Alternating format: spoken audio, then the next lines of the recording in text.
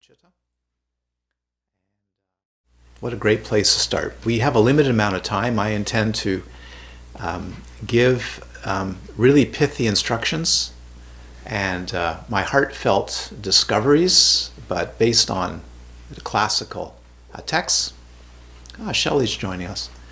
Classical texts and things I have learned from my teachers about the Four Noble Truths. So normally I would spend a few classes on the Four Noble Truths, but this is going to be a limited amount of time and very direct. And then hopefully there'll be enough time at the end for those at the Queenstown Dharma House. Hello, Annette and Alan and others. You're all covered there, your faces. Lovely to see you. And if you have any questions, we'll give option for questions from the Queenstown Dharma community first, since they made this request. So out of the, you don't have a copy, but that's okay. Out of the Yangzab Chenrezi Avalokiteshvara Sadhana, it's beautiful. With loving kindness and compassion, we generate bodhicitta, so that all beings may attain to the awakening of Buddhahood. With loving kindness and compassion, we generate bodhicitta, so that all beings may attain to the awakening of Buddhahood. That's very beautiful. With loving kindness and compassion, we generate bodhicitta, so that all beings may attain to the awakening of Buddhahood. And of course, bodhicitta isn't just compassion, not just loving kindness, but bodhicitta becomes a deep intent, a really extraordinary, profound, heartfelt, deep intent to help and get involved, to awaken for and with all sentient beings, because one has a greater realization of the Four Noble Truths. The greater the realization of the Four Noble Truths, the greater the compassion and the greater the wisdom. So if I can leave you with anything there, oh, hello there, Raphael. Wonderful. Raphael and another being beside you. Hello. Hi there. From Bali? That's great. That's wonderful. And Lekshay, hello there, Lekshay. Folks who have been in New Zealand are still there. Wonderful. So if I can leave you with anything at all, because of the profundity, the depth of the Four Noble Truths, which I'm going to rename because I don't think it really should be called the Four Noble Truths. Oh, hello there, Linda. Hi there in New Zealand, Linda friend. If I can leave this with you as an inspiration and something that is so direct and so meaningful in my life, is the greater that you plumb the depths of the Four Noble Truths, the greater your understanding of suffering, the origin of suffering, the cessation of suffering, and what is required to come out of that, which all beings have. The greater the compassion and the greater the wisdom, but not necessarily the skill to work with beings. There it is, finished. That's a wrap. And that's a short Dharma talk.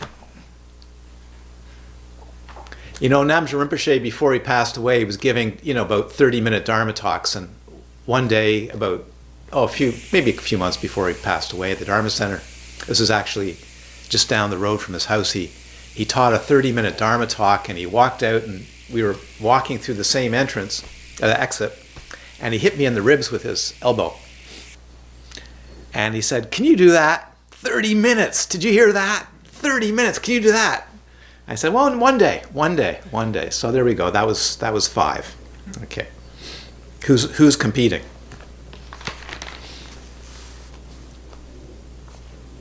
So you have a number of handouts.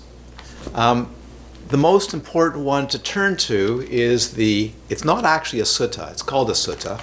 It never was a sutta, but given the title of a sutta, the Dhammacakkappavattana Sutta. In this volume, which is the Discourse of the Buddha, in the Samyutta Nikaya, on page 1843, is the classic section on setting the motion, the wheel of the Dharma, or the Dhamma. It's been called a sutta, but it's not. It's actually found in a number of sections.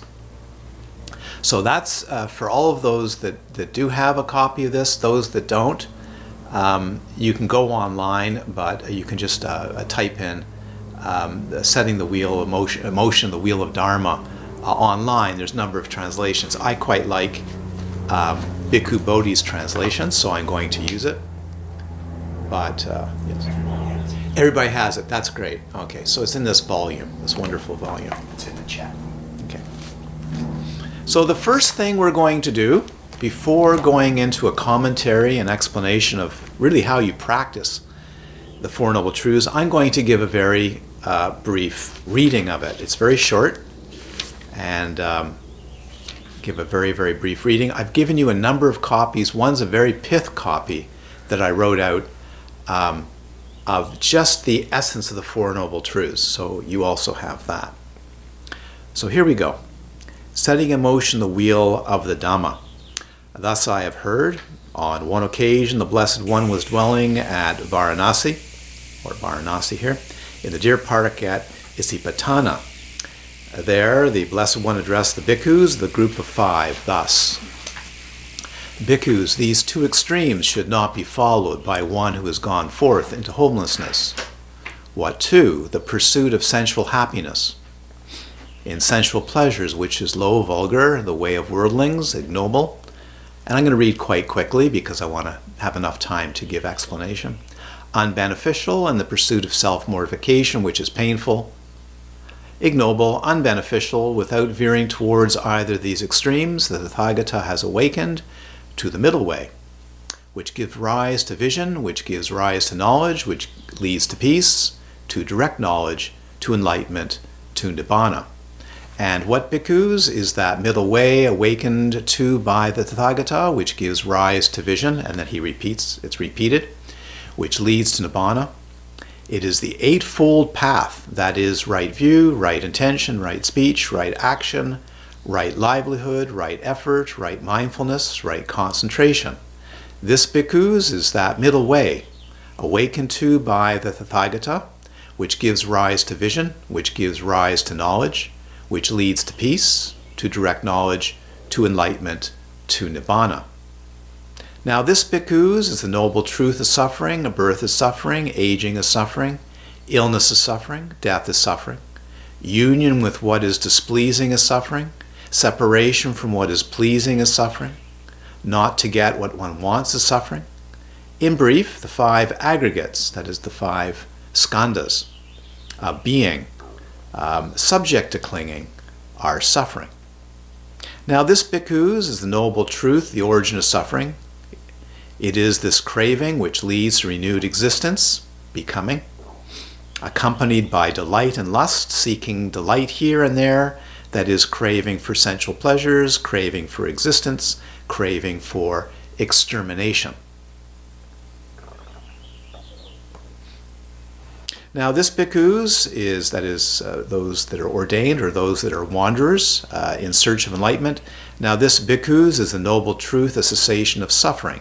It is the remainderless fading away and cessation of that same craving, the giving up and the relinquishing of it, freedom from it, non-reliance on it, non-reliance on craving. Now this bhikkhus is the noble truth, the way of leading to the cessation of suffering. It is this noble eightfold path, that is right view, right intention, and so on. Repeats the formula again. This is the noble truth of suffering.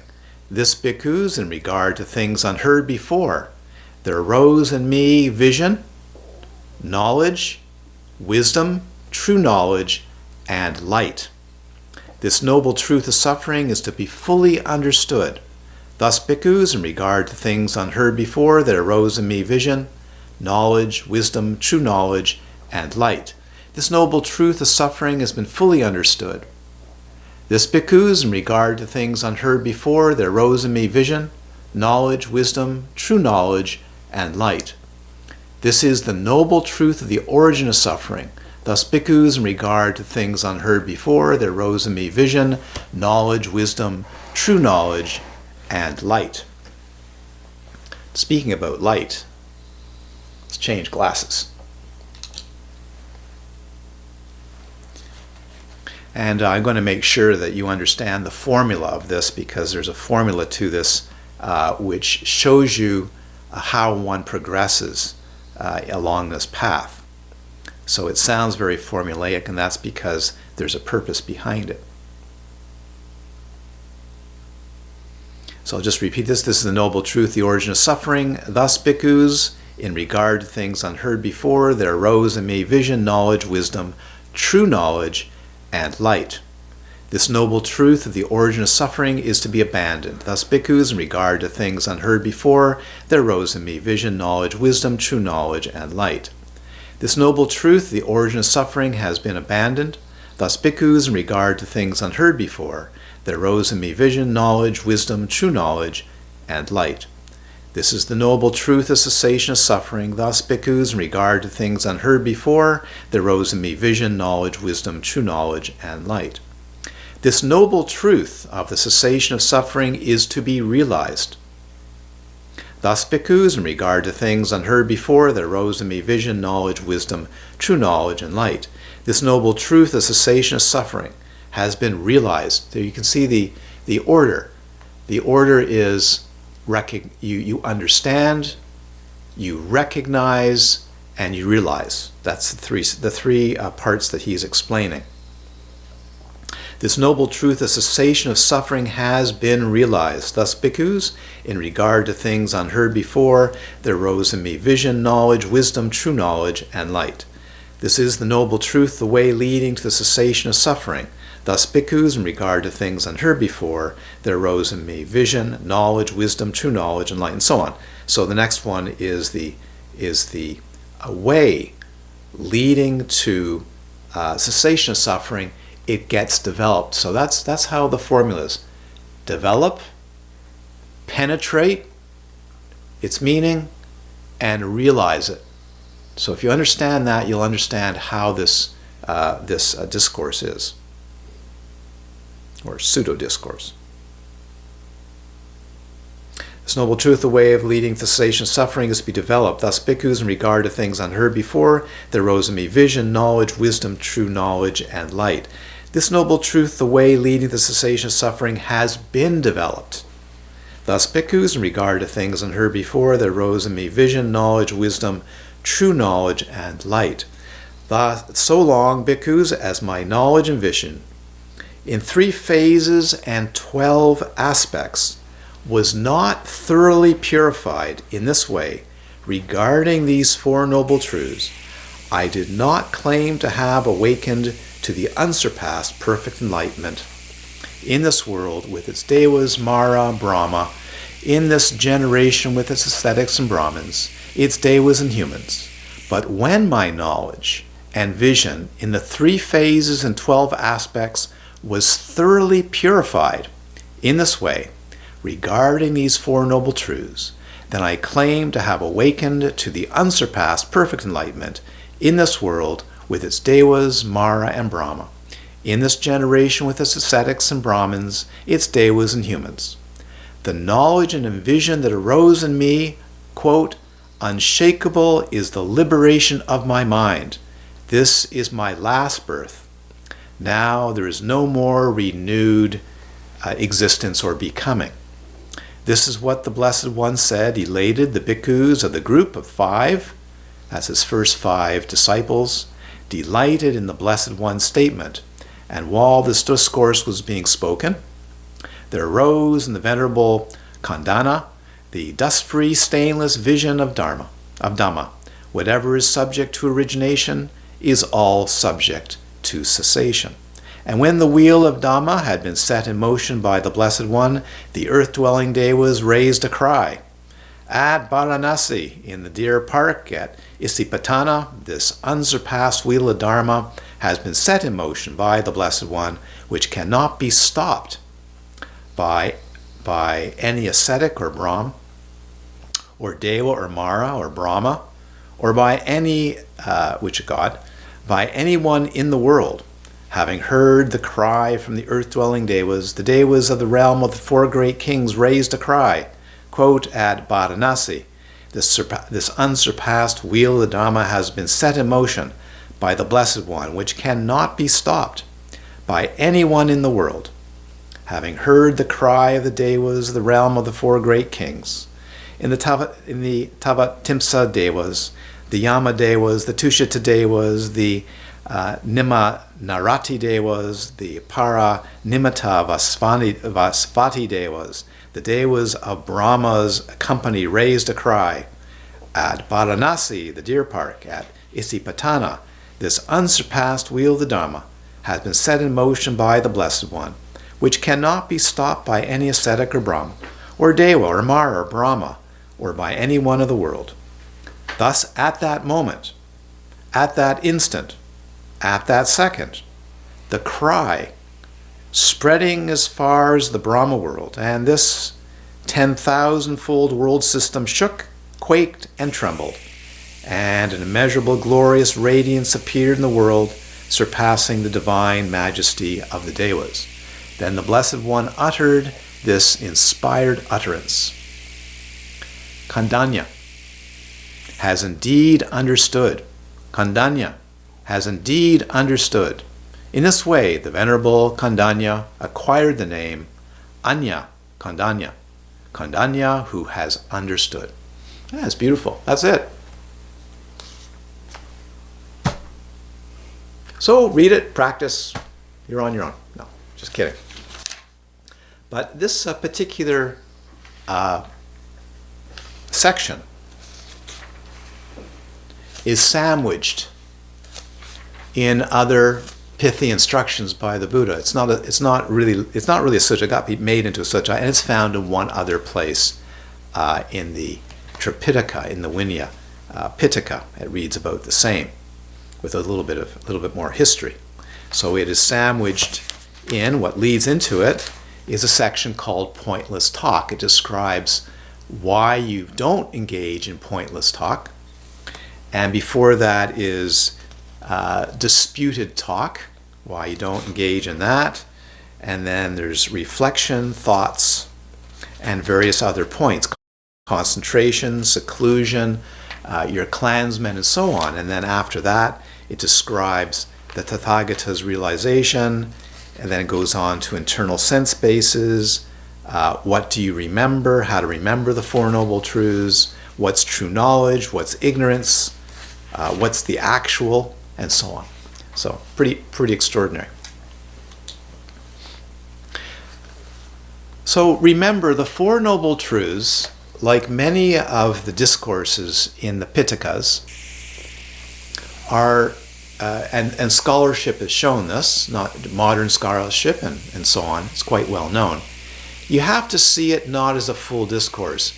It's a pith instruction. It's a condensed summary of possibly a first discourse by the Buddha.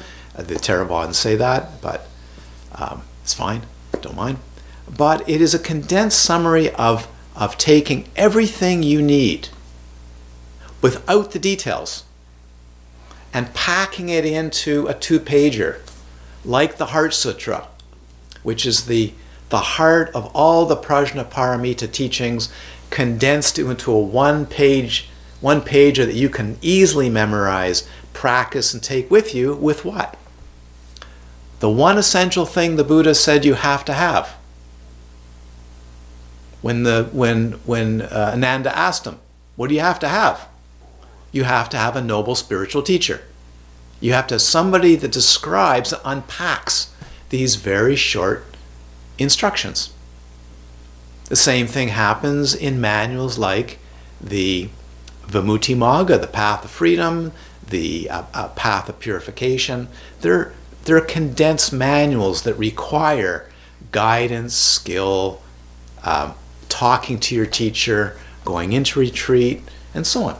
Yeah? Okay. So no matter what meditation you do, no matter what Buddhist practice you do, Vajrayana, Mahayana, Hinayana, Zen, Chan, doesn't matter what you do. From the standpoint of Buddha Dharma, standpoint of what the Buddha said many times, Namgyal Rinpoche repeated this so many times, the Dharma is the Four Noble Truths. Everything else is guidance of how you get at that. Now, here's what I believe is a great fallacy among many. I said this can be pithy, and I'm going to make it direct and pointed. The Four Noble Truths is like a kernel that you unpack. The Four Noble Truths is not like a pill you take and you pop out the other end with Nibbana. No such thing. The Four Noble Truths is like the very essence kernel that when you unpack it and you develop it and you blossom it, is absolutely awesome in its qualities. But it's really so bare bones that if you didn't know that, you think, okay, I do this and I do this and I do this, and I get that. But I'm going to give you, if you want, a simile or a metaphor, which we're involved in right now, which I think many of you can relate to, which is exact the same as this. That when it comes to the Eightfold Path, the fourth part of the, I wouldn't even call it, I mean, some people said it's not the Four Noble Truths. It's not a great translation. Better would be the four realizations of a noble being. That's a much better translation than Four Noble Truths. It's four high realizations, highest realizations of an Aryan, of a noble being. That's what it means, of an enlightened being. And the Four Noble Truths is really dramatic in the history of all Dharma in India, and a dramatic in terms of being revealed on this planet. So, garden metaphor. If you go and you plant a garden or you develop a garden, and you don't have, let's use these words carefully, many of you, because you've practiced so long, you'll recognize it. Those who are new, those who are been around for a while. But let's use the word right, correct, and full. If you go to grow a garden with flowers and vegetables and so on, and you don't use the right nutrients, enough nutrients, the right soil condition, the right pH, too little water, too much water, not enough sun, too much sun. You can kill your plants, they can be stunted, they can get disease, they can have viral infections, maybe like their own COVID, hint, hint, bacterial, fungal infections. You have to have the right conditions, the correct conditions, or you just get by, but you don't have a great garden. You don't have a great orchard. Making sense for those that garden? You might wonder for years, why does that rose plant, why does that hydrangea, why does that rhododendron just not grow well? It's exactly the same with the Eightfold Noble Path. You can't ignore it. You can't get around it. You can't just meditate. It's a package. Eightfold Noble Path of liberation. It's not just meditation, which is number 7, and number 8, that is sati and samadhi. It says sama, complete, right, full, the right way. So the word sama, for instance, right view, samaditi, complete view, right view, full view, these are not things you get by just reading or hearing the first time, but they blossom. But they blossom under the right conditions. You have to have the right conditions. And the right conditions don't necessarily happen in a day. And the right conditions don't necessarily happen in a weekend, or 10 days, or a month. They take time, just like a garden. Today we got some new bags of soil, we got some, I think maybe some worm casings, got some organic fertilizer, got some cow manure. We're going to mix up a really incredible batch of stuff, and boy, it's a potent cocktail. But you have to wait, and it takes time, and it takes attention, and it takes perseverance. It takes watering the garden. It takes weeding the garden, and weeding, and weeding, and more weeding, because they do also like what we give the plants.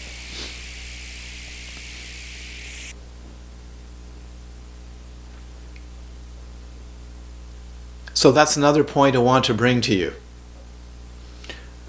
We live in a very fast, instant culture. A Dharma and realization of liberation and awakening and great compassion and skill takes time. It's like growing fruit trees. It's growing humans. It's a really deep process, and you have to have a love for that process. Because, why do you love this process? Because you realize what you and other beings are going through. It's crazy. It's mad. It's nuts. And only when you get to the point when you really see how absolutely nutty, bewildered, crazy, mad, imprisoned it is for yourself and others, will you begin to want to wake up and have confidence that there's path to wake up. Confidence in Dharma, confidence in Buddha, Dharma, Sangha grow because you develop confidence in the Four Noble Truths. If you don't have confidence or faith. And confidence and faith, I'm going to see probably some grins and smiles and looking away from some of you, but real confidence and faith doesn't come from flash experiences and states, far out states. It actually comes from realization, understanding of the Four Noble Truths. And compassion and great love will not be born without it, because it's going to be about you. Or what I get sometimes when I travel to certain countries that are like godlike realms, I've heard this. What suffering? I don't know what you're talking about, Lama. Suffering? We don't suffer here. It's like Galiano, right? I'm talking to somebody who knows our local mental health authority. Beautiful paradisical Galiano.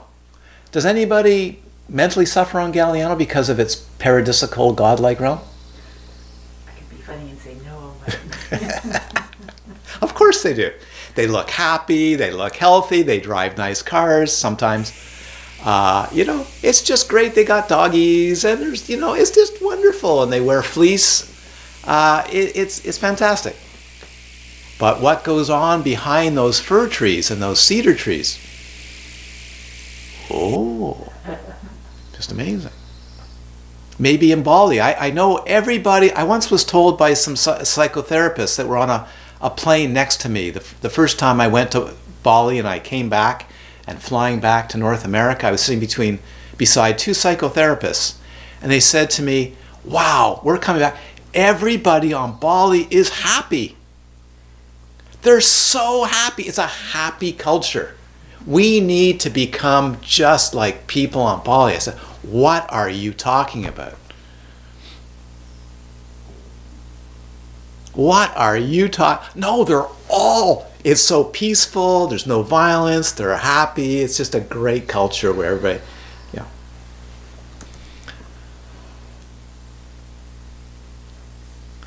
So,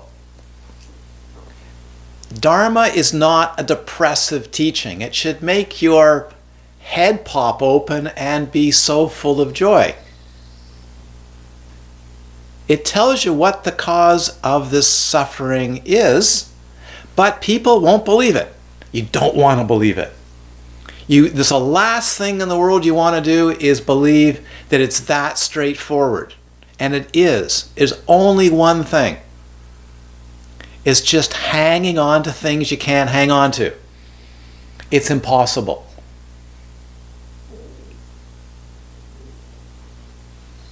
It is not possible to hang on to anything. And yet we do. Now, when we hang on to things that are big, we have what's called dukkha. Big things like pain, like birth, like aging, like sickness, like death, like the big stuff. You know, depression and anxiety. And when it flares up and it's big, that's called dukkha. But you know, that's not really so much what the Buddha was talking about. There's other dukkha. And most of the dukkha, that's a poem, kind of an instructional poem I wrote. I gave a handout there called Subtle Clinging. The origin of dukkha, not just suffering, dis-ease, uncomfortableness, stress, pain, anxiety, disquietude, uncomfortableness. How many times does that happen per day, would you say? Well, if life is a big blur, it's once a day, twice a day. For those that are really unaware, it never happens. But subtle clinging, which is really what the point of the Four Noble Truths is about. Subtle clinging, you have to look really carefully. Sati. Sama sati. Look really carefully and deeply, moment after moment, with great attentiveness and clarity, and you will see it's less than a second per duration. Every half a second or quarter of a second, the mind, the conditioned mind, clings to something to make it happy, to make it comfortable, to make it at ease. It's shifting its body. It's changing thoughts. It's fantasizing. There's only one way to see dukkha, not by always the gross stuff. That's misleading. Only one way to see the profundity of dukkha and want to get out. Be in a room with white walls called a retreat room, with no books, no internet, no phone, no computer, and be with yourself. Ah! Absolute fright. Like heroin addicts. I need something. I want something. Give me anything. I'd even read 30-year-old newspapers that are yellowed to keep me distracted and interested in something. Anything. Gardening. Something. Sports. Anything. Please get me out of this. But to sit with your own mind and your own body in comfort, at ease, in awareness, hour after hour, is used as a torture method in some places. For us, it's bliss. St. Francis of Assisi, who was thrown into a hole by his brethren Christians in medieval Spain to rot, became enlightened by having nothing but a dirt pit to sit in. We have fancy retreat centers now. So, the squirming. Squirming is happening whether we know it or not, and it's happening thousands and thousands of times per day. And because of conditioning, the clinging to trying to get out of that squirminess, that uncomfortability, not just gross stuff, means that we're going to rely on our conditioned behavior, what we learned from society, what we learned as kids, what we learned from our parents, what we learned from mostly from our peers, as a solution to our unease. And without ever knowing it, that's called bewilderment and confusion, we are going to latch on to a solution, which, guess what, never works, because it's mostly based on greed, hatred, and delusion, on lust, just like the text says, on lust, desire, on anger, on rage, based on frustration, irritability, stupidity, dullness, you name it. Rarely based on generosity, rarely based on loving kindness, rarely based on clarity, wisdom. So the more you understand the dilemma that is affecting your nervous system, affecting your whole being, in not being able to be at ease in natural awareness, in natural vivid presence, what's called, the Buddha called over and over again in like the Nibbana Sutta, the unborn, then the mind will grasp at anything. And depending on the states of delusion, the states of madness, how much money you have, how much power you have, how much military capability you have, it's all the same. It'll get acted out.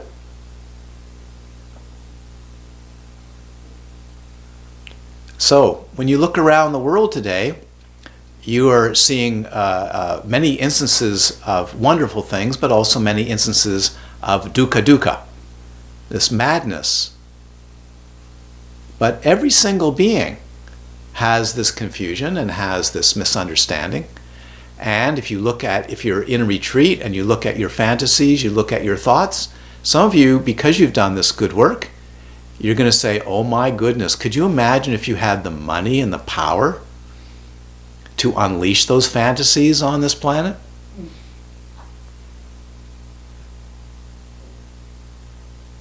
Greed, hatred, delusion. So what is the origin of all this dissatisfaction and need to be happy all the time? Is a delusion about experience.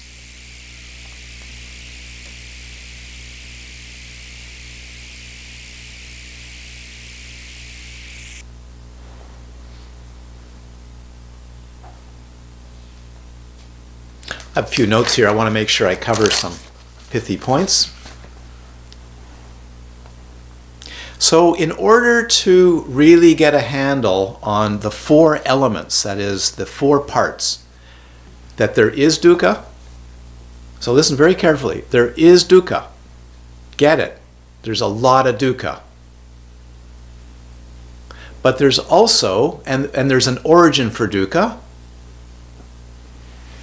and there's a cessation of dukkha.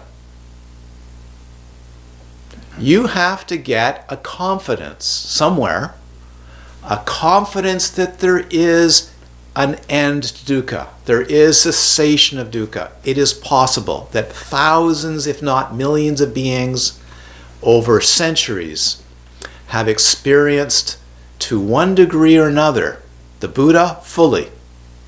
Others, Milarepa, fully. Gampopa, fully.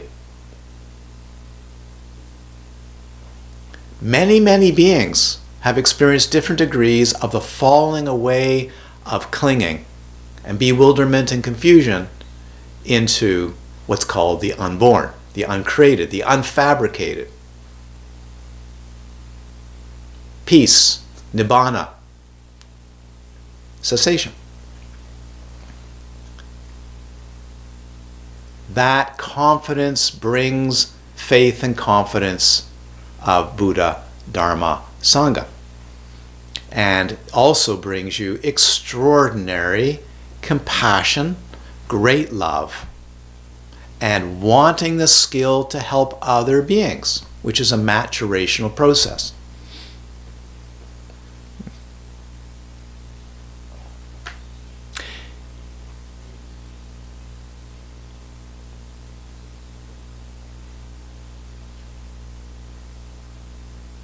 This I enjoy so much. There was a time when before Namgyal Rinpoche's birth, I was explaining to Laurel today, before Namgyal Rinpoche's his death,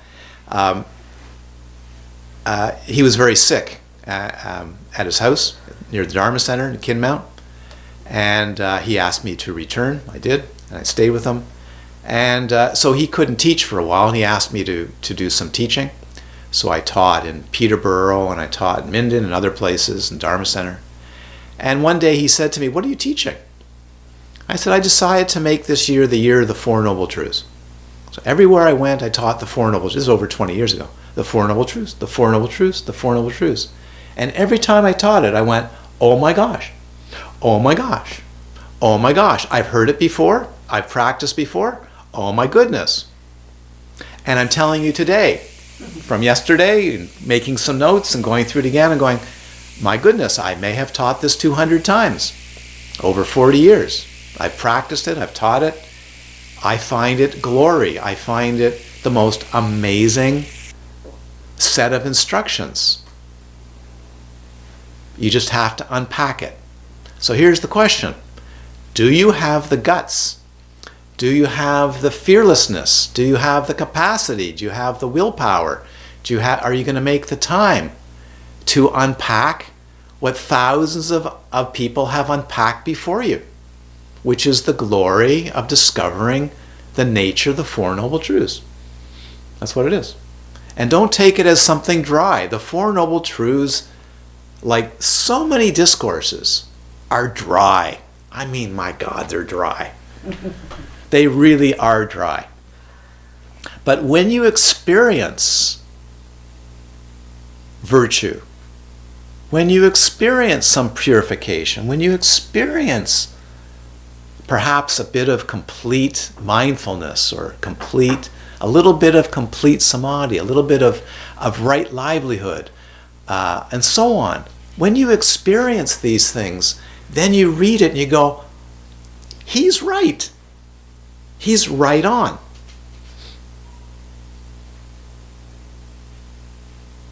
So, according to the Abhidhamma tradition, according to the Sutta tradition, according to the Theravada tradition, you don't get real faith. Now, we're talking the kind of gut-heart faith that knows something like you can't be told.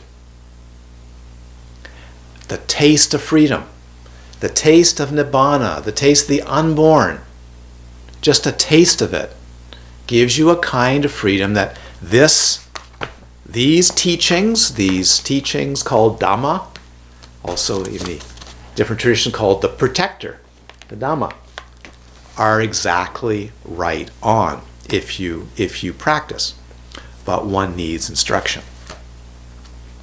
So let us go through a little bit of the text, and you have a handout, an outline of that.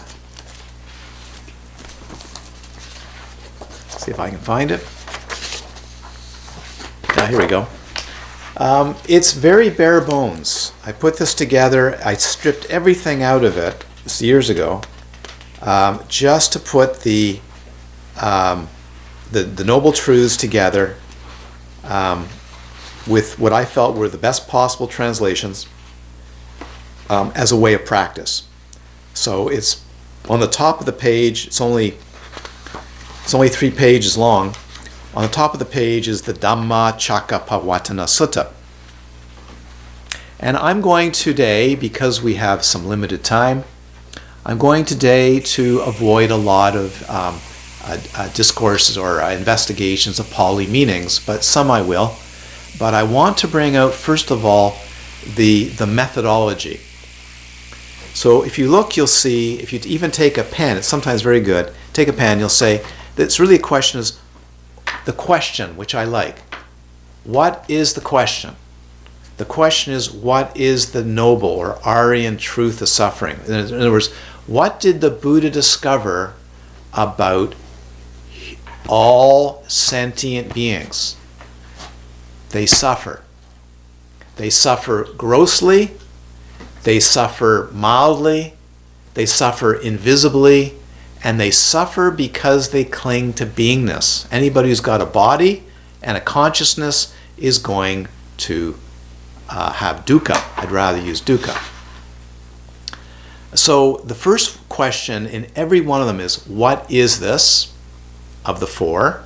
Then if you look at the next one, it says, there is. It's a statement of fact.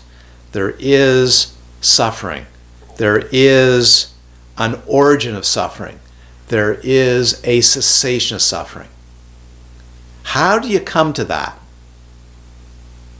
You only come to that with meditative, close examination, because, like people before us, but never ever in the history of humankind, you distract yourself out of the uncomfortableness. Today, it's the cheapest thing in the world. If you're uncomfortable, you turn on Netflix. If you're uncomfortable, you take a drug. Now it's all legal. Soon, psychedelics will be legal. Dope here is legal. Great. You cook. You go to a restaurant. You go run. You bungee jump.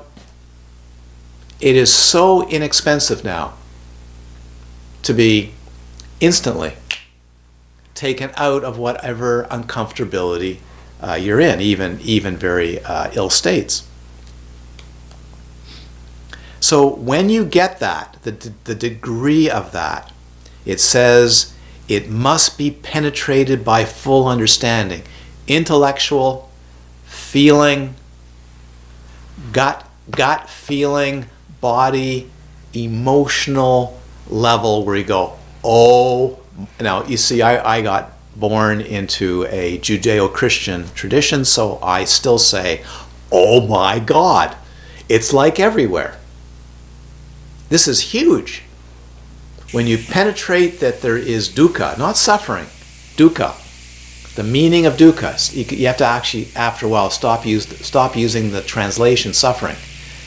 Dukkha, uncomfortability, not at ease, dis-ease, pain, happiness that's fleeting, happiness that vanishes, happiness that must be pumped up and kept up. It has to be penetrated. It has to be looked at so thoroughly, not run away from, not distracted out of, so thoroughly you get it. My goodness, this is global. This is what every single sentient being, from an amoeba, a bacteria, a giraffe, a baboon, your dog, your cat, is going through.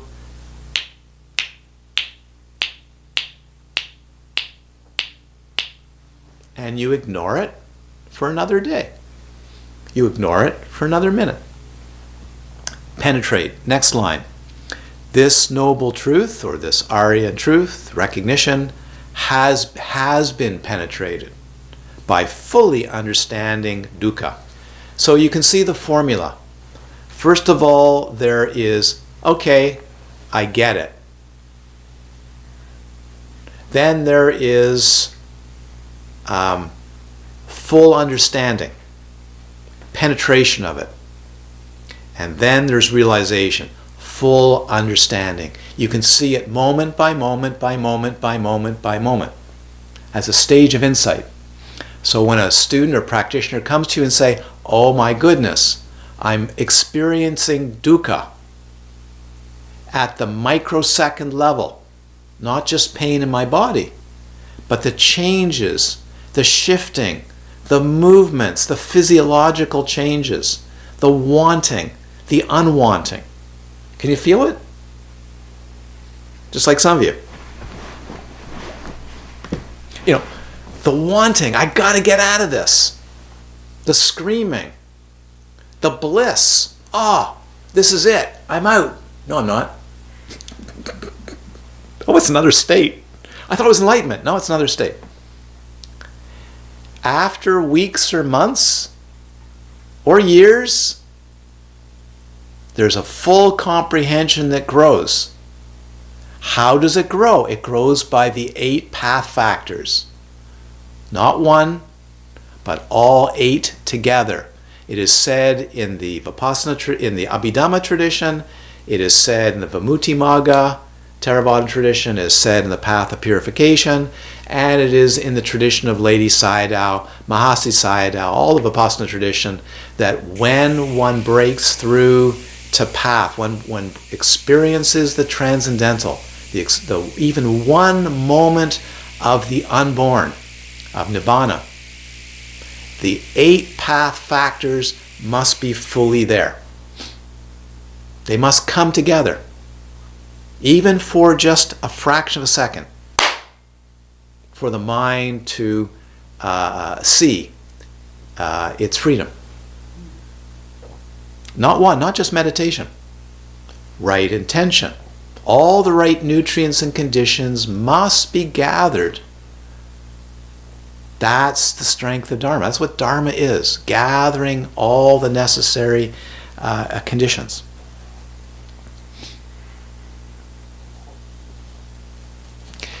The sensations aren't sticky. The conditioned mind is sticky. Sensuality isn't because it's caviar or it's durian. It's a bit of a joke around some places, right? I know you all love durian. Okay. And are racing out to get durian. Of course, they will in Bali. They can do that. Yeah. Or jackfruit. But it's not the thing. It's the habitual clinging. And human beings, all sentient creatures, will cling to anything to give some temporary or long-term release from dis-ease.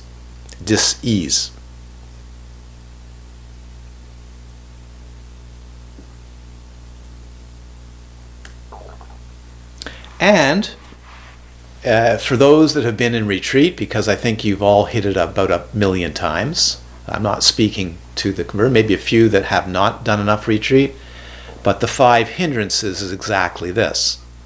When you want to have meditative experience and you don't get it, you get itchy and irritated. That's exactly what we're talking about. That's the entrance into seeing dukkha. Instead of running away from it, you see it. I paid my money for the retreat. I bought my teacher. I paid my fee, whatever it is. I gave dana, and I'm supposed to have these experiences, but I'm not getting them. And it's day 1, and I'm not getting nibbana. I'm not getting experiences, so I'm irritated. And away you go. How many times that happen in daily life? Catch it, you'll see it's about 100 to 200 times a day. Same thing. Doesn't go away. It does not because you're in retreat. So when you see these translations, remember they're translations. Different translators pick different words based on their cultural history and decades when they're translating. So you see words like on the second one, the second noble truth. Most people agree to craving. It's pretty good. Tanha, craving. Renewal of being, renewing beings. That's rebirth. But also to have this experience of beingness right now. Do all of you feel like you're a being? A something? A something. A body, an embodiment. Do you know that actually takes clinging to bring about the experience of your being? If your clinging falls, which you can do anytime, just do it. If you have the mindfulness and the attentiveness and the samadhi, at any point you just go like this and you'll see you can't find a body, you can't find feelings, It's not there. And here's an amazing thing. One day when you're practicing, you may discover that there isn't anything at all but awareness, and your leg begins to grow and form, and your arm begins to form, and your head appears. And the feelings and sensations come back, just like waking up in the morning. And there's becoming once again. If you do that enough, walking up the road, walking down the road, walking slowly, standing, sitting, and so on, you're going to go, my goodness. It takes clinging, attachment, and conditioning to bring about the experience of one's being. It even takes that to bring about the experience of seeing other beings and trees and video monitors and images on a screen and Dharma texts. There's no Dharma text until there's the concept of a Dharma text. Because when it pours rain, and I'm not so religious in my unreligious moments, it may be a hat, but not a Dharma text.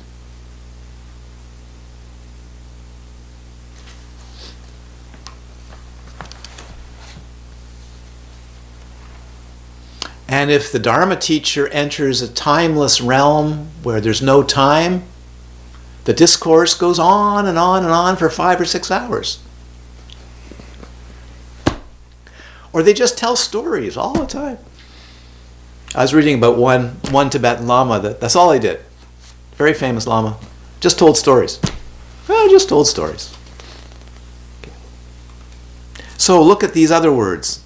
Relish. Translator picked relish. But actually the word is desire. Desire and lust? No.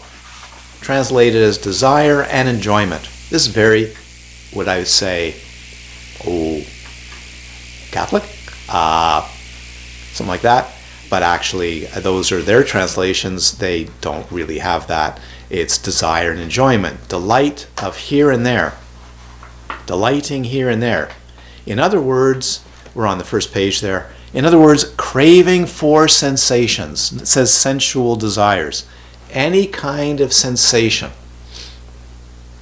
So I'll tell you a funny story. I never forgot this. Is a dear friend who's passed away, who was a student of Mrs. Raff and a student of Bhikkhu Bodhi and the Namdrung Rinpoche's first name. Way back, doing a retreat at Johnson House, which is now Samay Ling in Scotland. And he said, Mark, he was a thespian actor, Mark, my first Vipassana retreat. Here we were, day 3, walking, sitting, no books, nothing, walking, sitting, watching rise and fall. And I went nuts. And I found 30-year-old newspapers, all yellowed, in the drawers, lining the drawers, for the clothing. And I started reading, and it was crumbling in my hands, but I was reading. I couldn't stop reading 30-year-old newspapers. Anything but the meditation, anything but looking at my experience. Any kind of sensation will do. Craving for beingness.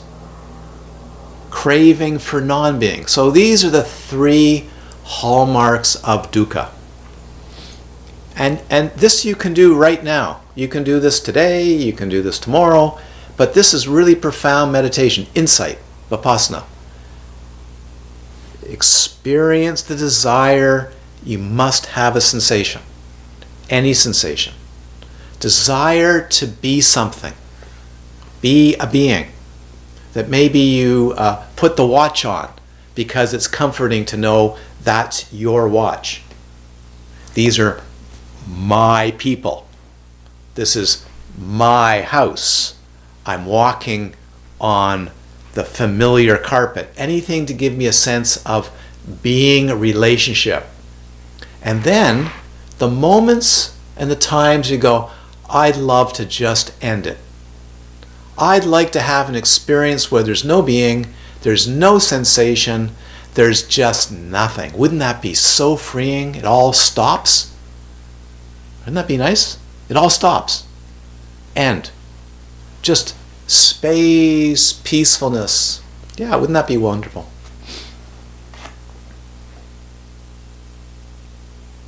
So these three things, the hallmarks of clinging, three clingings, that's a great place to start. And just see how frequent it is, and see if you can discern a little tiny gap, a space, in your awareness. Might be an hour, it might take 2 hours, it might take a day, 2 days, 3 days, but a little tiny gap, a little halt, where you can go, those three weren't there for a second, half a second. That just happened to someone who's been practicing here recently. They phoned me up and they said, oh my God, I had an experience, I got to talk to you about this. And that's exactly what they had. And they said, oh my God, it was glorious. It was just simply glorious. It didn't last for even more than a second. And it was absolutely glorious. What was that, Lama? They want more. It's good. Now, would you like to take a break? Let's take a 7-8 minute break, a 10-minute break, and we'll come back to this text. I think it's time to take a stretch, refresh one's mind, and we'll see you back in 10 minutes.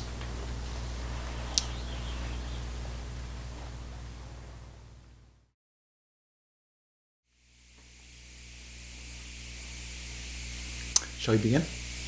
There's some names that don't have any, but they may still be there. Don't know, are they on? We should begin. Okay, let us begin.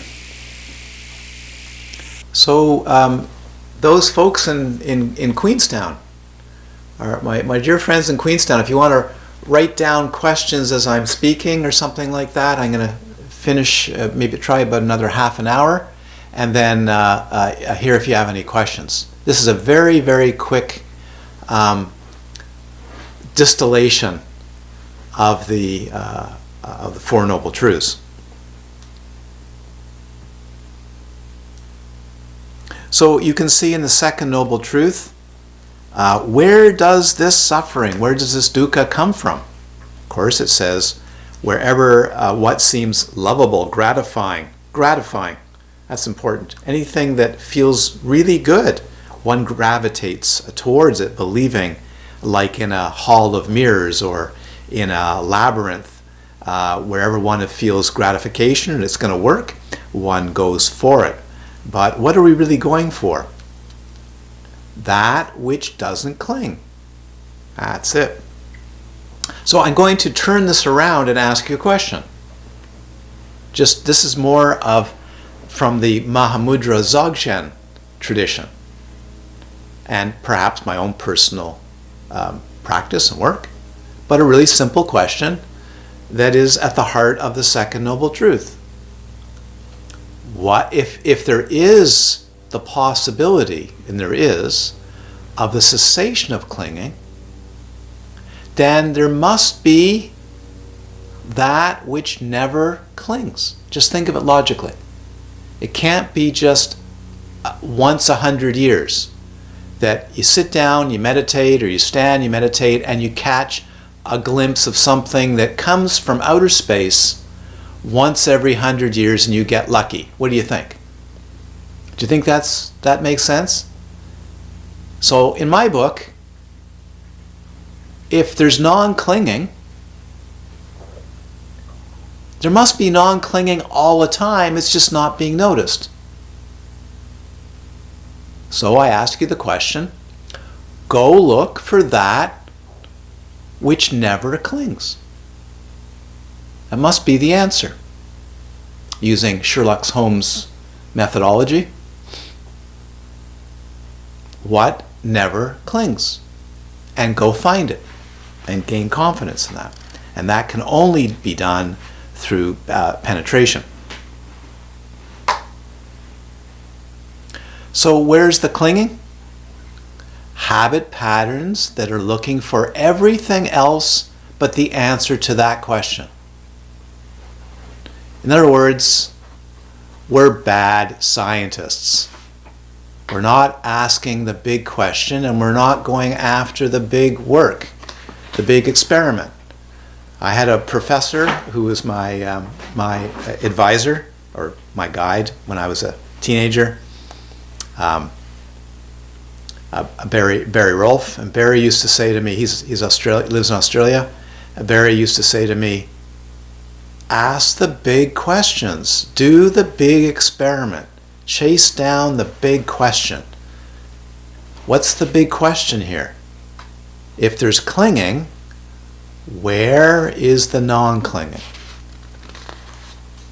That's Mahamudra, Dzogchen. Where is it? Must be there. Go look for it. So this is a beautiful word here on the first page, abandoning the origin of suffering. You have to identify the causes, to abandon it. What's the cause? What's causing the suffering? What's causing the dukkha? The clinging, but what's around the clinging? So now I want to give you something that is very heartfelt, and again, one of the most important things I'm going to say to you, and I hope you all take it up. The Buddha talked about it, it's all through the suttas, Guru Rinpoche talked about it. It's simply this. The 8 path factors is a process of discerning that which goes towards liberation and freedom, and that which ruins it, halts it, decays it, and prevents it. That's all. That's called relative wisdom. The wisdom of cause and effect, the wisdom of causality. Most of the Abhidhamma teaching. As Guru Rinpoche said, if you can't discern what to adopt and what to reject, what hope is there? How's that for direct? So the path of liberation, all the 8 factors, is discerning the best conditions, the best gardening conditions for your plants, and allowing those to flourish and grow, and stop making bad judgments, stop making bad calls, stop making poor decisions that harm, prevent, stultify, degrade the life, right? Create a quicker onset of illness. We're all going to be ill. All of us get sick. All of us die. All of us grow old. But we don't also have to pile it on.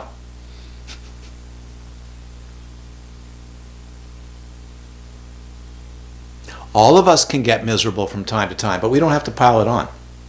All of us can get sad. We don't have to pile it on. All of us can lose money and all kinds of things. We don't have to pile it on.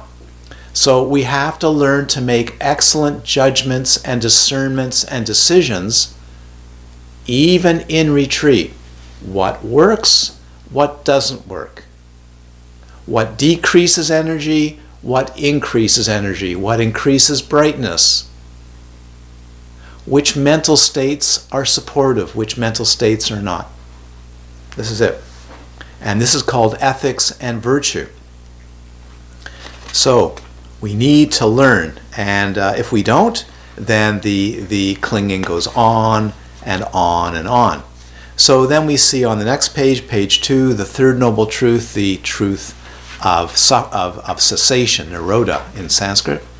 Nirodha, ending, vanishing, falling away. Yeah. It says here it is the remainderless fading, or complete fading. Remainderless, nothing left. That's how you know. The complete fading and cessation of the same craving, the falling away of craving. That is the hallmark. The end of fabricating mind, the spaciousness of non-condition, non-fabrication. It says here, relinquishing, leaving, and renouncing of it. You can't do that all at once. None of us can. You can't just expect to sit down on a seat, right, just like this, and meditate, and go, I'm relinquishing everything. I'm not going to crave. I am not going to crave. See what happens. It's nuts.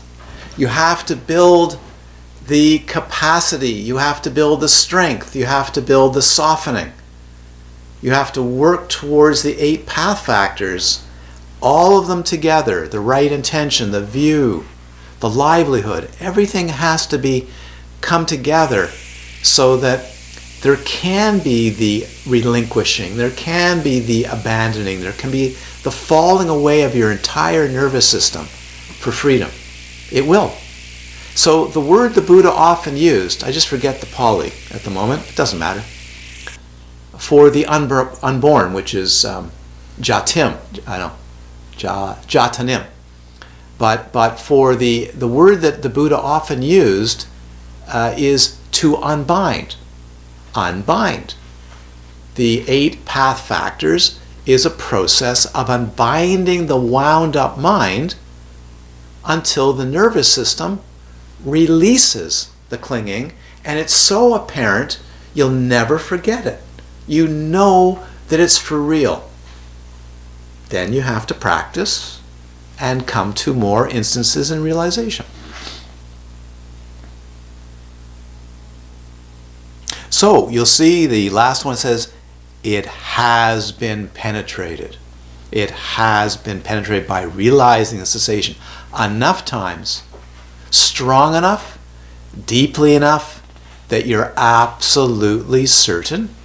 You have no doubts. That's the first stage of the path, is no doubt that freedom is for real and that it can be done again and again and again and again until it's a continuum.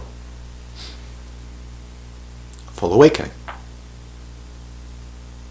Now, the 4th noble truth, really want to make sure there's a bit of time for that. The 4th noble truth is the 8-fold path.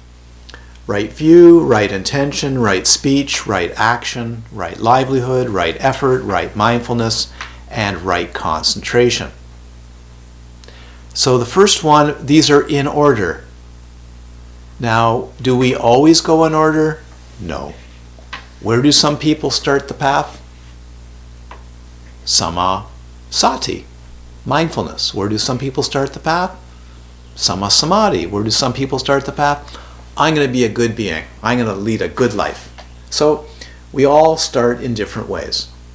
But to actually bring about cessation, bring about freedom, and enough strength to stabilize and realize freedom requires all the path factors being strong. So does it say exertion? No. It can be crazy exertion, but it may not be the right exertion. It might be too much nutrient, too strong, too fast, and you kill the plant. I've done that. I've burnt plants. Yep. It's got to be the right effort.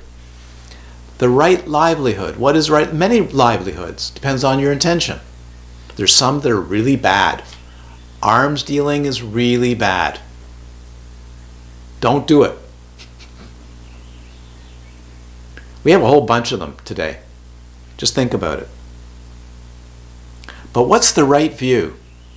Everything starts with complete view. And usually where you get the view is a friend, a spiritual, noble friend that embodies the view of the Dharma, of freedom. That's really where you get it, not from just a book.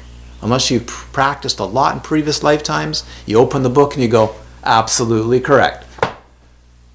That doesn't happen. But usually when there's an example of a being that displays those qualities, then you begin to get a view of this freedom, this liberation is actually possible. It's for real. There's an embodiment of it. Somebody that displays those characteristics. What is the view? All phenomena are empty of inherent nature. That's a big one. That's freedom. And it's luminous. Now that's Vajrayana. It's luminous. It's not just empty, it's shining with light. Well, that's right in here in the first discourse, or in this Four Noble Truths. He shone with light. He didn't just have this experience but he created sound, like he created kind of an earthquake when it happened. I wouldn't be surprised.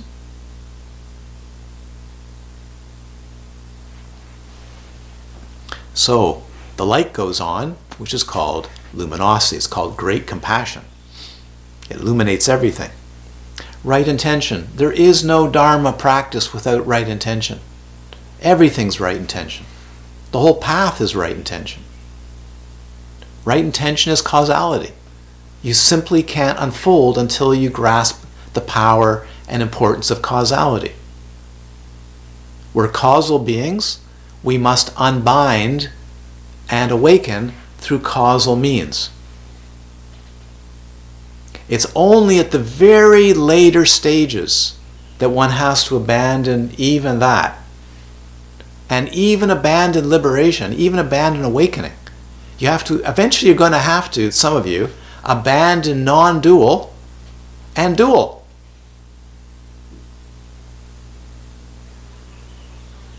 There is no non-dual. There's no relative, and there's no non-dual. Matter of fact, nothing's happening. Anyways, so these path factors, study them. You'll see the last one is samma samadhi, is correct, complete concentration. It doesn't really mean concentration. It means full encompassing of mind, experiencing Dhamma, experiencing release and freedom, and knowing what that is.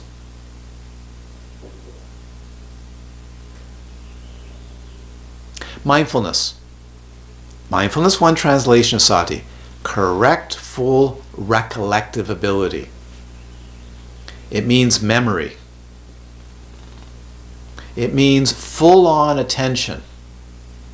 Yoniso, in the language of the Buddha, as he explained it, yoniso manasikara, full-on attentiveness. Clear, manasikara.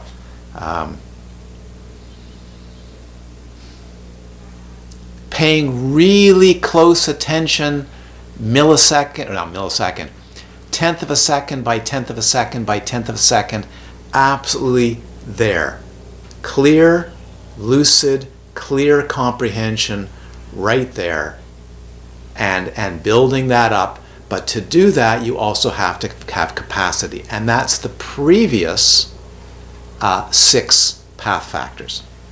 Okay, I think that's it. And another thing I'd like to bring out is right action, right livelihood, and right intention is ethics and virtue. Ethics and virtue become critical. Can there be people that have broken through and experienced the transcendental without excellent virtue? Yes, they have. But they usually suffer really badly afterwards. I'm now giving you almost 45 years of taking meditation reports and teaching Dharma and practicing. Everything rests on virtue and ethics. I've known a number of people who've broken through because of work in previous lifetimes or whatever, and I'll tell you, if they don't have strength and capacity and ethics and virtue, it's a very rough ride afterwards.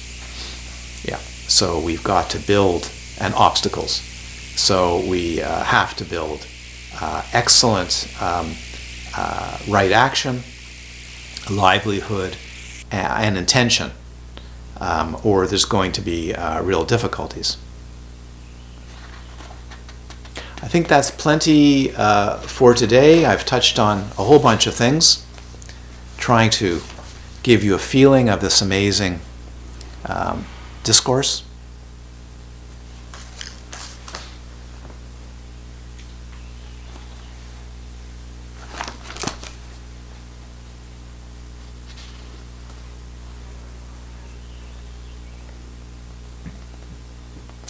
So another point I want to bring forward is it doesn't matter which meditation you do. It simply doesn't. What matters is that the meditation is also bringing together the 8 path factors. You have to bring those factors together. Yeah? And intention and view is the most important thing that you can bring to your meditation, because it's actually what flourishes you.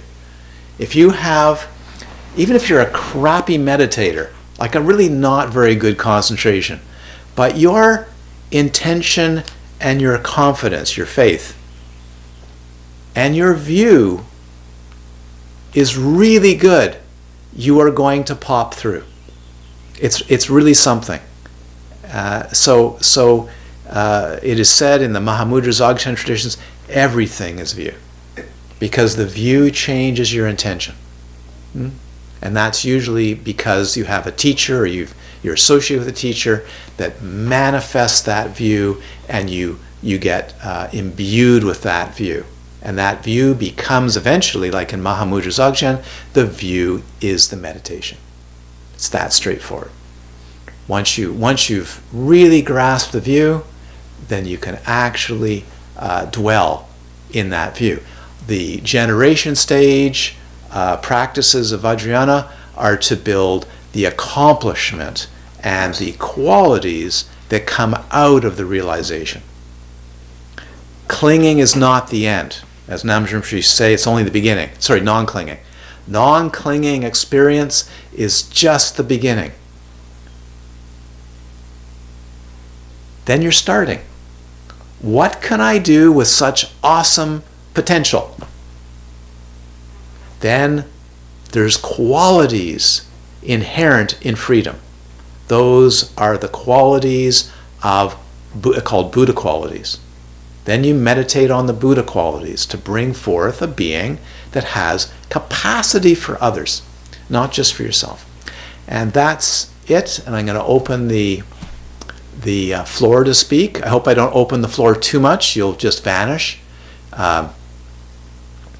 Maybe go to Antarctica or something like that. But if you have any questions, folks in Queenstown would be very happy to try to clarify things for you.